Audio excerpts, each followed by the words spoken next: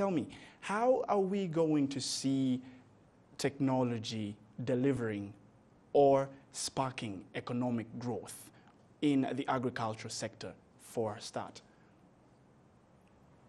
We'll start with you.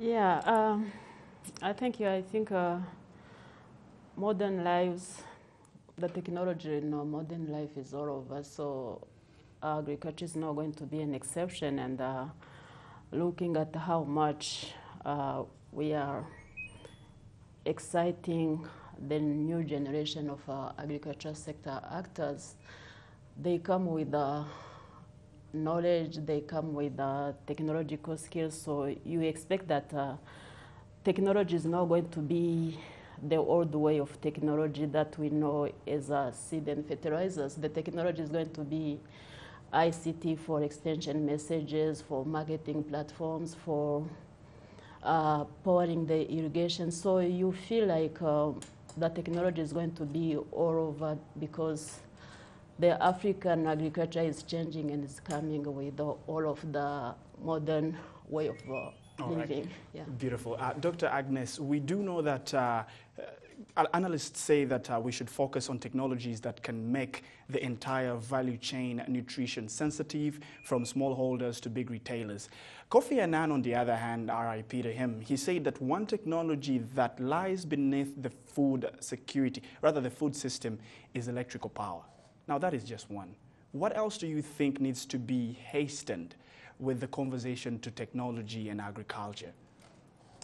I mean, if you draw a parallel from that, probably the next thing would be taking the whole infrastructure thing all the way. So it would be access to roads. It would be, because there, if you're talking about energy, you're talking about how farmers are dealing with post-harvest losses. You're talking about how farmers are engaging in the value chain, but that wouldn't happen without the right level of connectivity. So access to feeder roads for farmers is very critical to markets.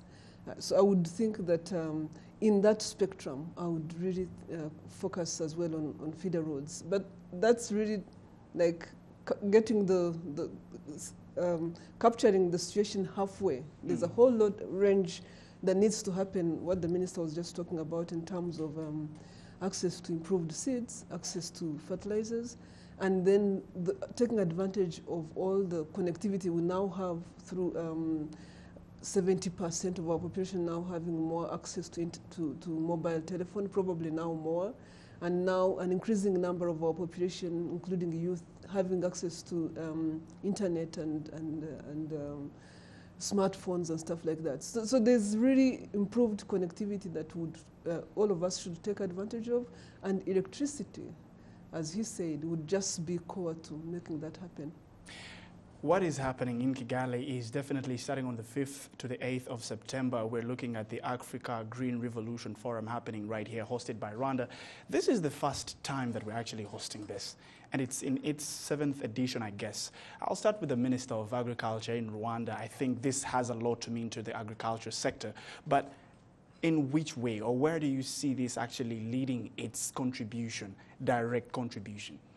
Yeah, the Africa Green Revolution Forum is a continental-wide forum, and it does attract, I mean, captains of industry, both from all the way from farmers to private sector to continental leaders to CEOs of global and regional and local companies. So you feel like it's a marketplace where everyone is meeting to discuss agriculture, to make decisions that can impact what is happening in agricultural space, but also making, conversations, investment deals, all of those things, they happen in a one-room setting. Mm-hmm. So when you think of it, it's looking at how fast agriculture is transforming in Africa, you feel like this is the right moment to have everyone in the room and discuss how do we speed up, how do we take to the next level what we are doing here.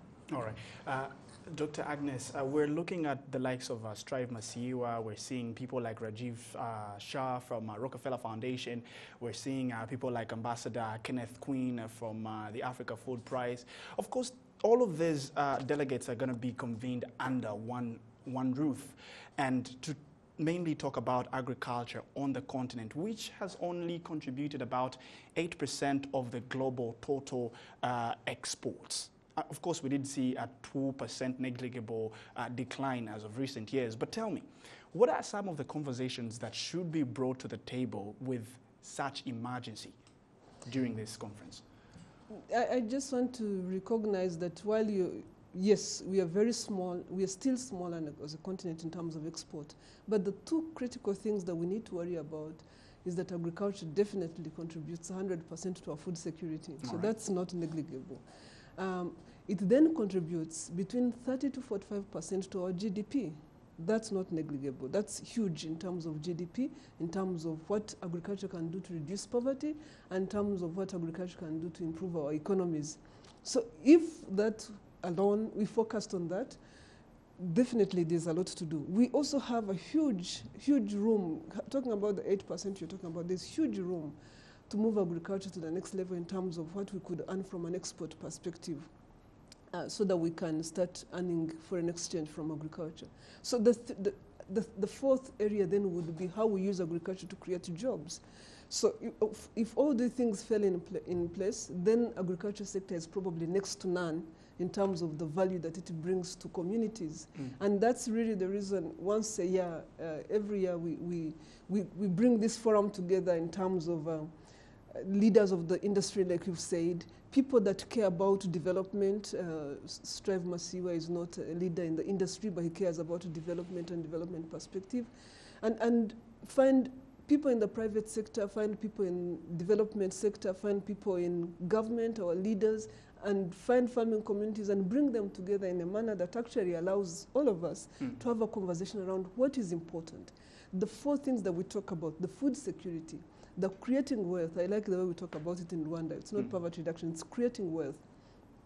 The creating wealth using agriculture, the improving our export capacity, and the creating jobs for youth. Those are very critical areas that we must focus on and get moving, and the agriculture sector provides huge opportunities there. Let's take a pause there and bring it back to the Honorable Minister. We're trying to track the conversation on progress. What progress has been made in the agriculture sector so far in Rwandan terms?